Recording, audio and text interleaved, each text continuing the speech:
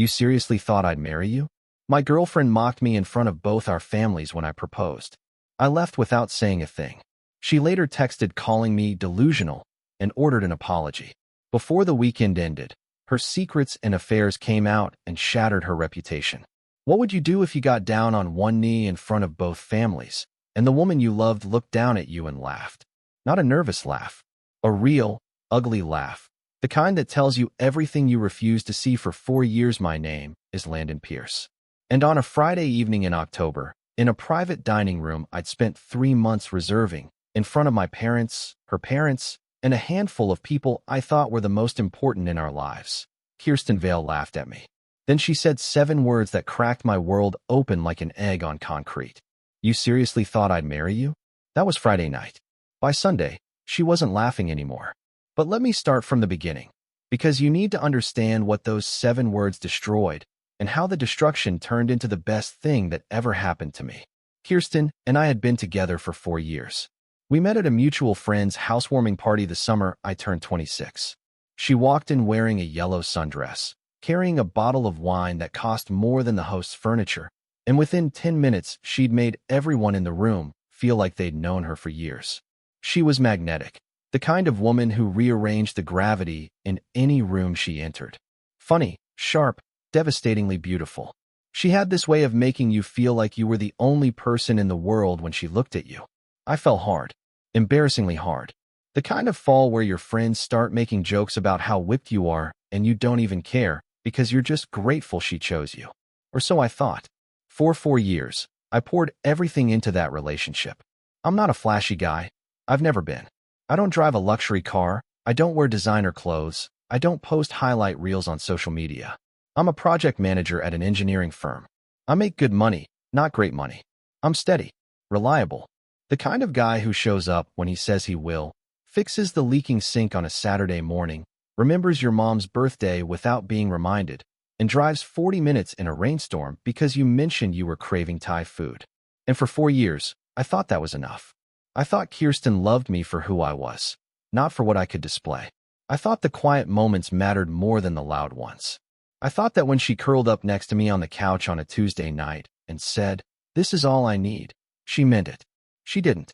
My parents, Elaine and Victor Pierce, adored Kirsten. My mom would call her the daughter I never had. She'd send Kirsten care packages, remember her favorite tea, text her good morning just because. My dad, who barely talks to anyone outside of work, would actually sit at the dinner table and engage in full conversation when Kirsten was around. She'd ask him about his engineering days, about the bridges he'd designed, about the projects he was proud of. He'd light up in a way I rarely saw.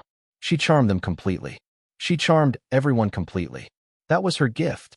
And, as I'd learned, her most dangerous weapon.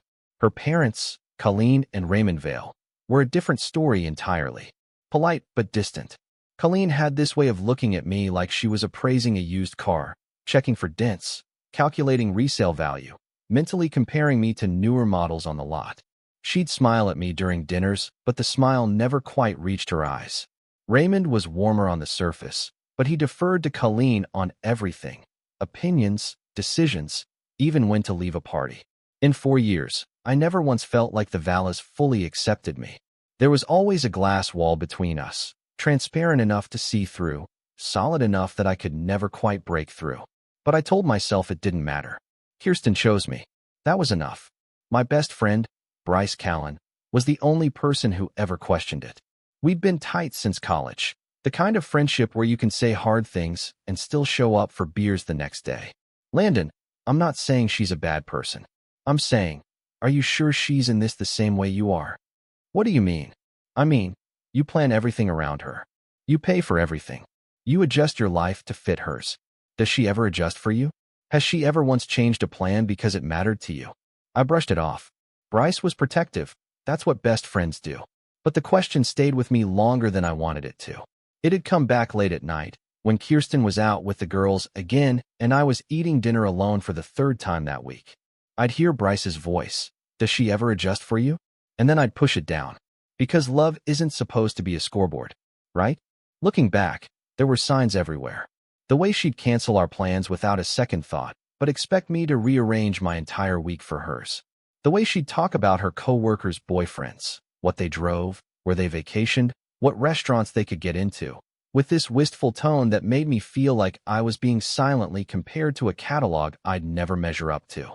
The way she'd introduce me at parties. This is Landon. He's in engineering. Not this is Landon, my boyfriend. Not this is Landon, the man I love. Just my name and my profession, like a business card she was mildly embarrassed to hand out. But I told myself I was overthinking. I told myself that every relationship has rough patches, that nobody's perfect, that love is patient and love is kind, and all those things they stitch on to throw pillows. What I didn't tell myself, what I refused to tell myself, was that patience without reciprocity isn't love. It's just endurance. I planned the proposal for 3 months. 3 months of secret phone calls, coordinating schedules with both families, researching restaurants, and finding the right ring. I went to 6 different jewelers before I found the one. A princess-cut diamond on a white gold band. Classic, elegant, understated. It cost me 4 months of savings. I picked up extra freelance projects on the side to cover it without dipping into our shared expenses. I didn't care about the sacrifice. I wanted it to be perfect. I wanted her to feel how much she meant to me.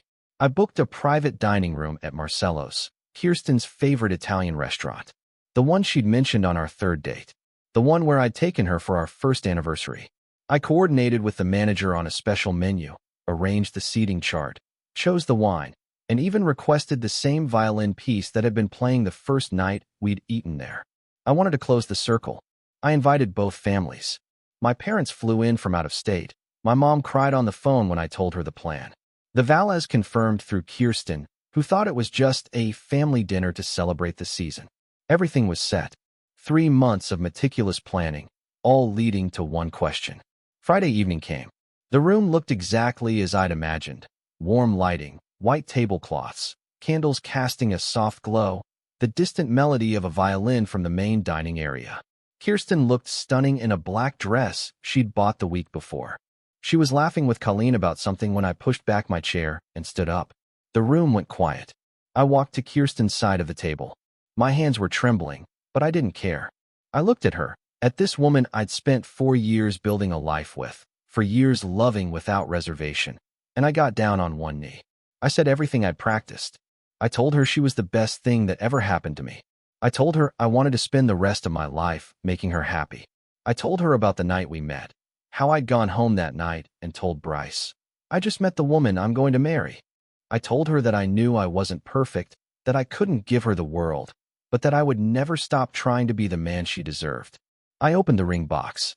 The diamond caught the candlelight and threw tiny sparks across the white tablecloth. My mother was already crying. My dad had his hand on her back. Raymond Vale was smiling, genuinely smiling. And Kirsten looked down at me with an expression I'd never seen before. Not surprise, not joy, not even discomfort. Amusement.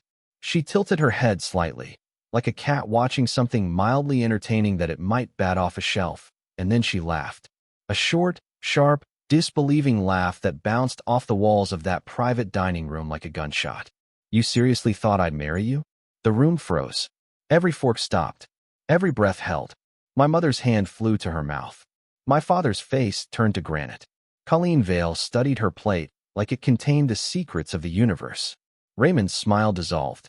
The violin kept playing in the other room, oblivious, background music to a car crash. Kirsten tried to recover. I mean, Landon, this is so sudden. You can't just spring something like this on someone without a conversation. For years. 3 months of planning. Both families in the room. Sudden. I looked at the ring. Looked at her. Looked at the faces around the table. My parents devastated. Her parents frozen.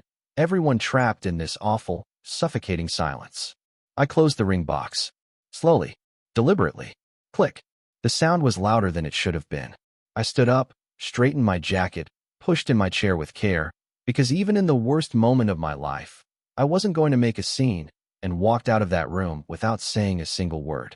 Nobody followed me. I drove home in silence. No radio. No phone calls.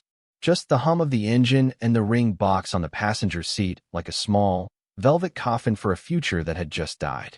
When I got home, I sat in my car in the parking garage for 20 minutes. I stared at the steering wheel and tried to cry. The tears wouldn't come. My body had shut down everything except the part that kept replaying those 7 words on an endless, merciless loop. The apartment felt different. Her jacket still on the hook. Her shampoo in the shower. Her favorite mug in the dish rack. Everything the same. Everything different. It all felt like props on a set for a life that had never been real. My phone started buzzing around 9 p.m. My mom. 3 missed calls, then a text. Sweetheart, please call me. Your father, and I love you so much. Bryce. Bro, your mom just called me crying. What happened? Call me immediately. Then Kirsten. Not a call, a text. The first of many. You didn't have to storm out like that. You made everything so awkward for everyone. My parents are mortified. Her parents were mortified. Not her. Her concern was that I'd made things awkward by leaving.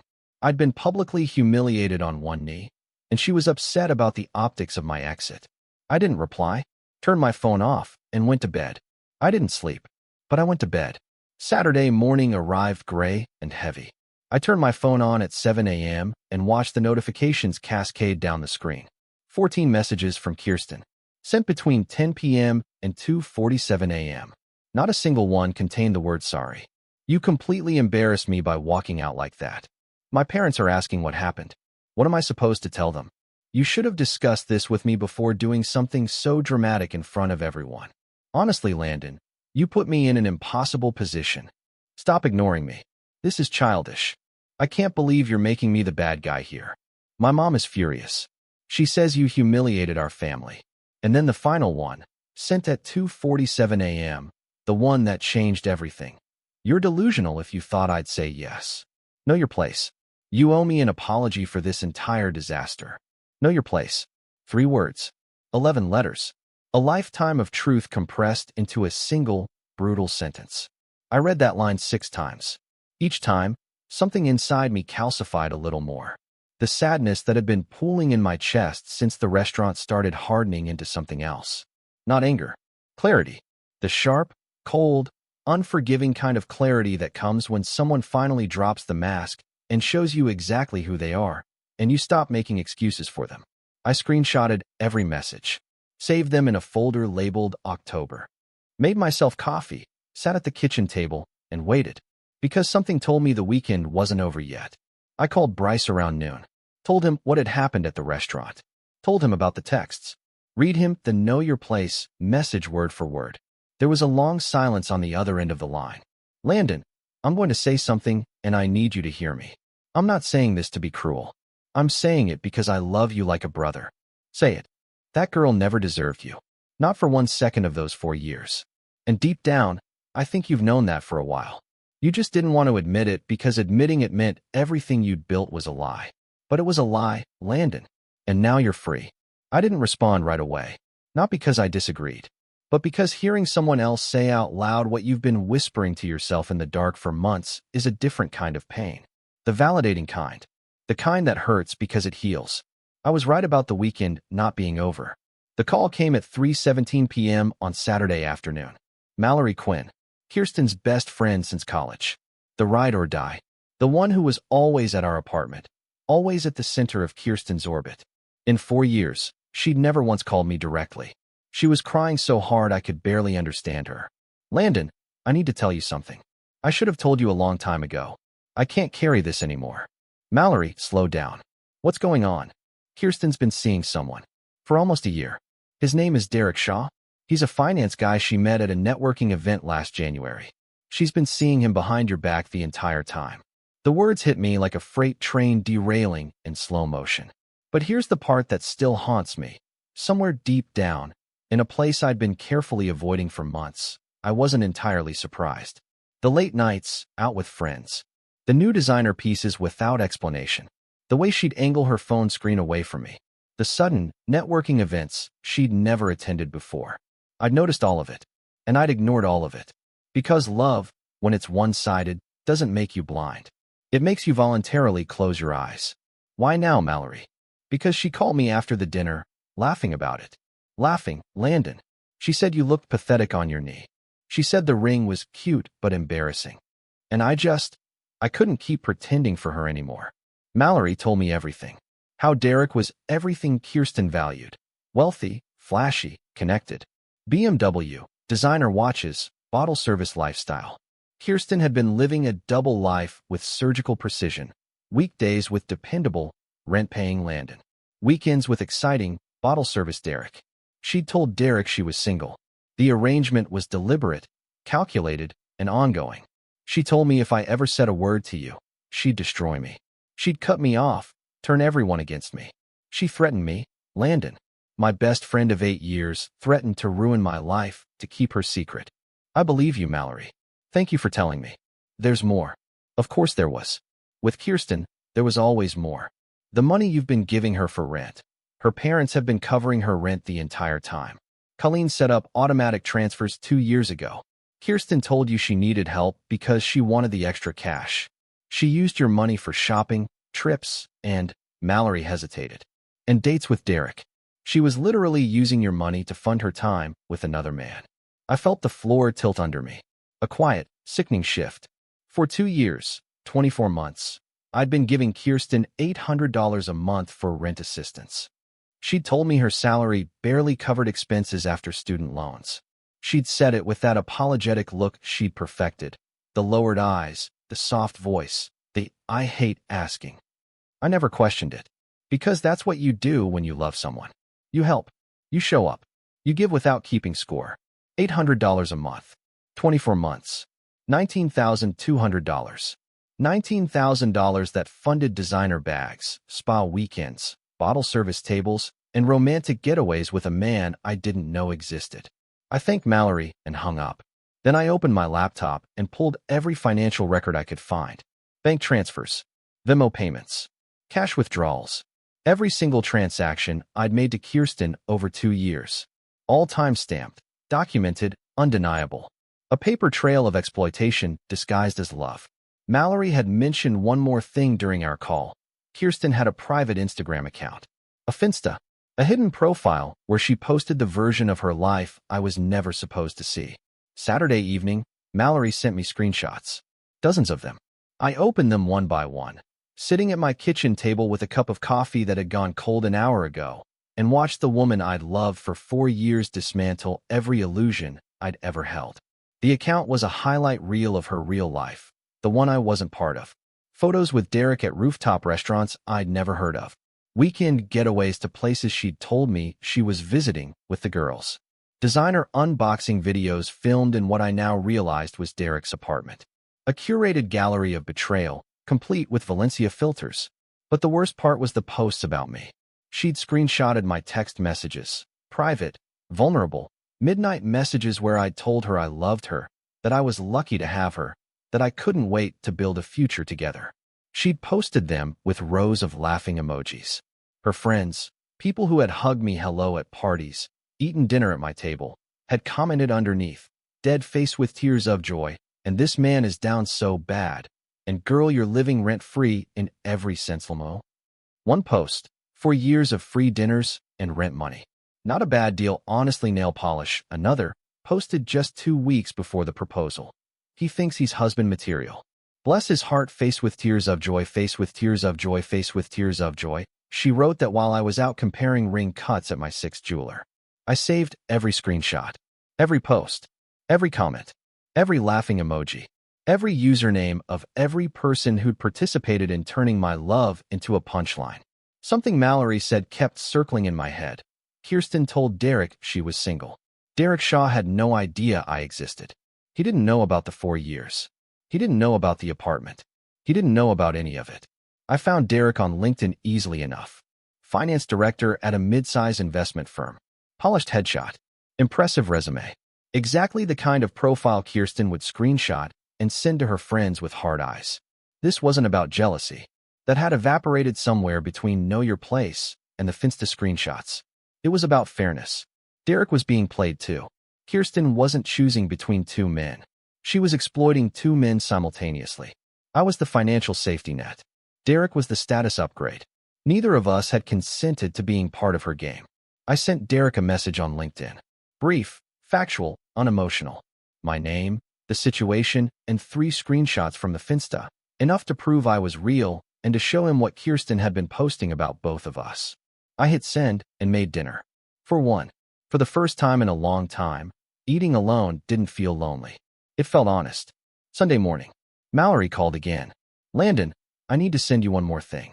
And honestly, this is the one that made me sick. She sent me a chain of text messages between Kirsten and her mother, Colleen Vale. The messages spanned several months and painted a picture so deliberately cruel, so strategically heartless, that I had to read them 3 times to fully absorb what I was seeing. Colleen didn't just know about Derek. She approved. She advised. She strategized. One message from Colleen. Derek sounds like a real catch, sweetheart. But don't drop Landon yet. Let him keep paying for things. When Derek is ready to commit, then you make the transition. Be smart about this. Another. Your father and I both agree. Landon is fine for now, but he's not long-term material. He doesn't have the ambition or the pedigree. Don't settle, sweetheart. You deserve better. And one more, sent just 3 days before my proposal. 3 days before Colleen Vale sat at that candlelit table and watched me get down on one knee with a ring I'd spent 4 months saving for. If he ever proposes, just say you're not ready. Keep it simple, keep it gentle. Don't burn the bridge until Derek commits. Timing is everything. Kirsten didn't follow that advice. She didn't say she wasn't ready. She didn't keep it gentle. She laughed in my face and burned the bridge so thoroughly that the ashes are still warm. But Colleen's intent was crystal clear. The Vale family had been strategizing my disposal for months. I wasn't a partner. I was a placeholder. A warm body who paid rent, showed up to family dinners, and didn't ask too many questions while Kirsten shopped for someone better. Colleen Vale, the woman my mother had spent 4 years trying to build a friendship with, the woman who'd eaten Thanksgiving dinner at our table and complimented my mom's cooking with a warm smile, had been coaching her daughter on how to extract maximum value from me before discarding me like last season's handbag. I saved those 2. Calmly, methodically, and then I closed my laptop and sat in the silence for a long time, letting the full picture settle into focus. By Sunday afternoon, I had everything laid out like a blueprint. Mallory's testimony. 2 years of financial records totaling $19,000. The Finsta screenshots. Proof Derek was equally deceived. The Colleen Kirsten messages showing her own family's complicity. I could have gone nuclear. Bryce practically begged me to. Landon, nuke her. Post it all. Let the whole world see who she really is. No, why not? She humiliated you in front of your entire family. She stole from you. She's been laughing at you for months. Going public makes me the main character of a drama, Bryce. I don't want to be the main character. I want the truth to reach the people who need it, not a million strangers who'll forget about it by Tuesday. The plan was surgical, precise, no collateral damage, no public spectacle, just truth, delivered to exactly the right people. First, I shared the Finsta screenshots and the financial records with my parents. My mom called within 15 minutes, shaking with a fury I'd never heard in her voice. My dad, Victor Pierce, a man who speaks maybe 200 words a day, said one sentence. That woman and her family will never set foot near us again. Second, I'd already sent the message to Derek. By Sunday morning, his reply arrived. 4 words, thank you. I'm done. 2 hours later, Derek posted a story on his Instagram. No names, but unmistakable to anyone in the circle. When you find out the person you've been building something with has been playing you from day one. Trust actions, not words. Third, and this was the most carefully considered move, I sent the Colleen Kirsten messages to 3 specific people on the Vale side. Kirsten's aunt, her older cousin, and a longtime family friend who had always treated me with genuine warmth. Not the whole world, just the people who mattered. The people whose opinions Colleen Vale actually cared about. No commentary, no manifesto, just the screenshots with one line. I thought you should see this. Then I turned my phone off, laced up my running shoes, and ran 7 miles along the river trail. No music, no podcasts, just the rhythm of my feet on the pavement and the slow, steady realization that for the first time in 4 years, I was moving forward instead of standing still. The collapse was swift, thorough, and slightly surreal to watch from the outside. By Sunday evening, every pillar Kirsten had carefully constructed was crumbling simultaneously. Derek confronted her by phone. According to Mallory, the conversation lasted 12 minutes and ended with Derek saying, "Don't contact me again." Kirsten tried every angle. Landon and I were basically broken up. It's not what it looks like. Those screenshots are taken out of context. Derek wasn't buying it. He was done. Kirsten's aunt called Colleen that same evening. The conversation was volcanic. Colleen tried to deny, then deflect, then minimize. But her own words were right there in black and white, time-stamped and undeniable. The aunt reportedly said something that cut Colleen to the bone. You didn't just fail that young man. You taught your daughter how to be cruel. The Finsta-friend circle scattered like roaches when the lights come on. The same women who'd posted laughing emojis under my love letters were frantically deleting comments, privatizing accounts, and distancing themselves from Kirsten. Loyalty has a very short shelf life when reputation is at stake. Raymond Vale walked out of the house Sunday night after reading the messages Colleen had sent their daughter. Whether he came back, and on what terms, I never found out. But I heard through the grapevine that before he left, he said something to Colleen that she'll probably never recover from. You turned our daughter into a con artist. And you're proud of it. Mallory went quiet after Sunday. She'd done what she needed to do and retreated. I didn't blame her. She'd been carrying the weight of Kirsten's secrets for almost a year, and finally letting go of that weight must have been both liberating and terrifying. She'd broken the unwritten code of the friend group, and she knew there would be consequences for that. But she'd chosen her conscience over her comfort. That takes a kind of courage most people never find. And Kirsten started calling me. Relentlessly. Obsessively. The first voicemails were furious. What the hell did you do, Landon? You had no right to share my private messages. You've completely destroyed my life. Then desperate. Landon, please pick up. We need to talk. I can explain everything if you just give me 5 minutes. Then begging. Raw, broken, stripped of pretense.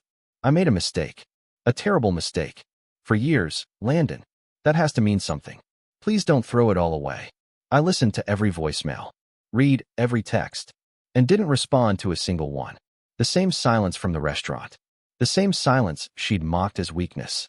That silence was now the loudest thing in her collapsing world, and she couldn't escape it. She showed up at my apartment Monday morning. 8:47 a.m. No makeup. Hair pulled back in a messy bun. Eyes so swollen from crying they'd nearly disappeared into her face. She was wearing a sweatshirt I'd given her 2 Christmases ago, the gray one with the university logo. Landon, please, just let me in. 5 minutes. That's all I'm asking. I stepped aside. She walked in, sat on the edge of the couch, the same couch where we'd spent hundreds of evenings tangled together watching bad movies, and started crying. I messed up. I know I messed up. Derek meant nothing. He was just, I was confused. My mom kept pushing me, my friends were in my ear, and I lost sight of what actually mattered. I lost sight of you.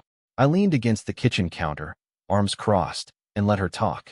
I gave her the 5 minutes. Not because she deserved it, but because the version of me that had loved her for 4 years deserved a clean ending.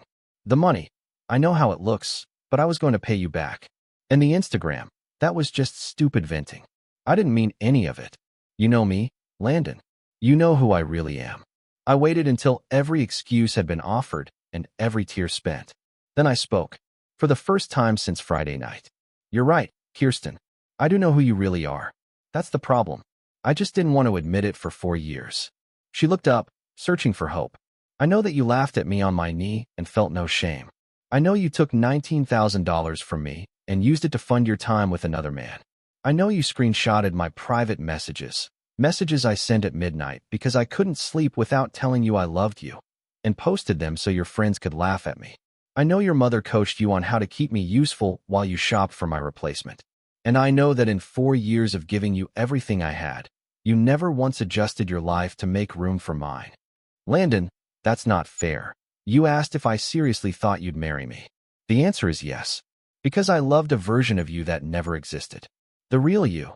The one who mocks me, steals from me, and keeps me around until something shinier comes along.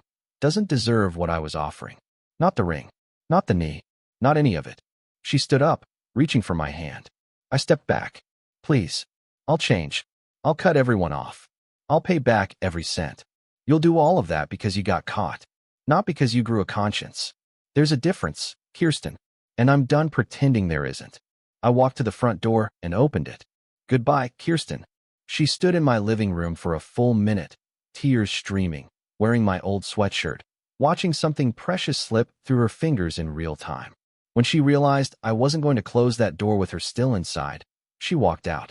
Slowly, quietly, like someone leaving a house they know they'll never be allowed back into. I closed the door, turned the lock, leaned my forehead against the wood, and breathed. The weeks that followed were quiet in a way my life hadn't been in years. Not empty, quiet. The kind of quiet that comes after a storm passes and the air is cleaner than it's been in months. Kirsten's reputation cratered. The extended Vale family fractured over Colleen's involvement. Kirsten's aunt told Colleen she was ashamed to share a last name. Raymond moved out for 2 weeks. The Finsta-friends circle dissolved within days.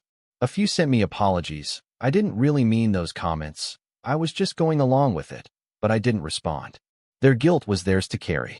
Derek moved on immediately. Clean break, no backward glances.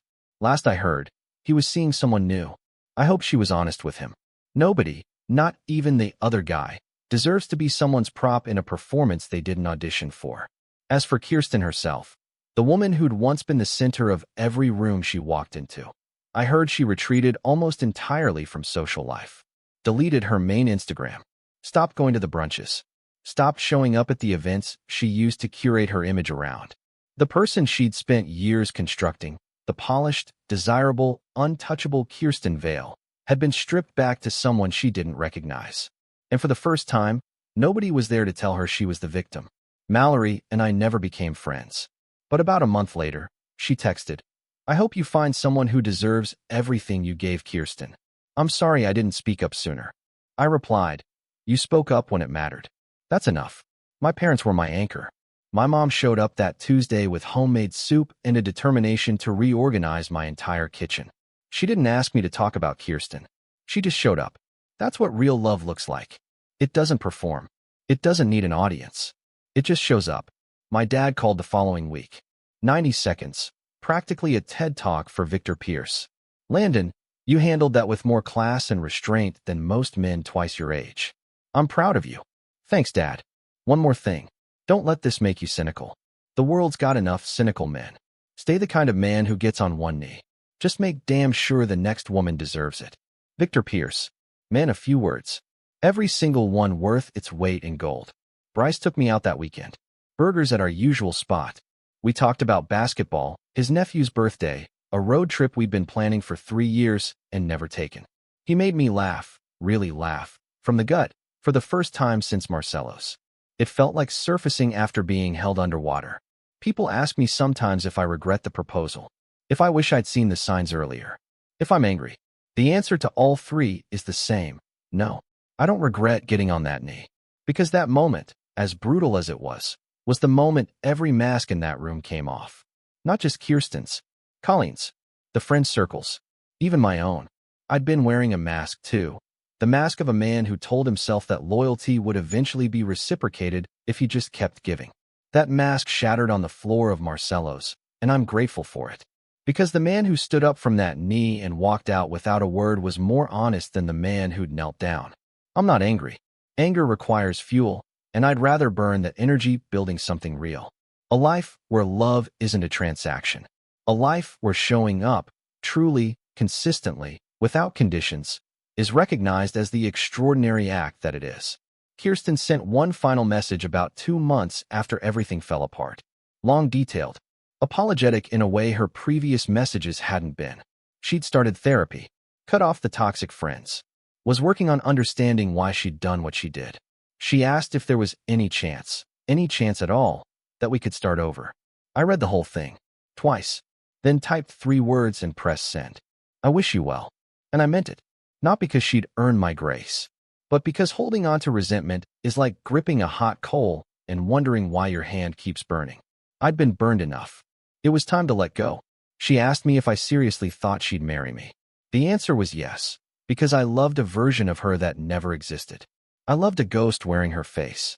But the real Kirsten Vale, the one who laughed at my love, stole my money, mocked me behind my back, and kept me on a leash while she auditioned my replacement, she wasn't worth the knee I bent.